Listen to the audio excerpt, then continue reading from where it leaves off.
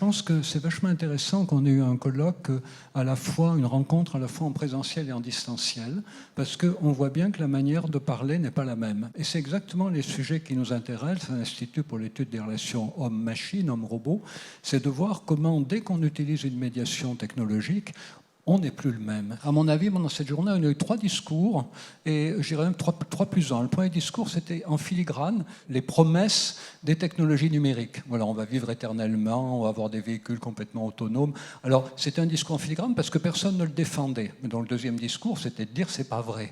Puis il y a la captologie, voilà, il y a les dark patterns, les pièges à utilisateurs, comme on traduit en français. Puis il y avait un troisième discours qui était un peu bisounours, hein, de dire finalement c'est formidable, voilà, en médecine, les médecins vont avoir plus de temps pour les malades.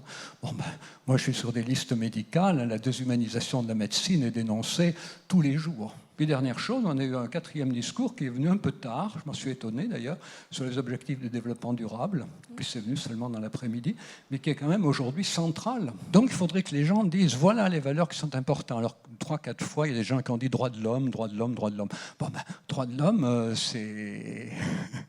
C'est une définition qu'il faudrait quand même mieux préciser pour la garder à l'esprit. Jamais on doit être soumis à la tentation de confondre une machine et un humain. Je ne crois pas, non, à une décroissance technologique. Je pense que la logique humaine, c'est de partir toujours, de lancer toujours l'imagination plus loin pour fabriquer toujours de nouvelles technologies.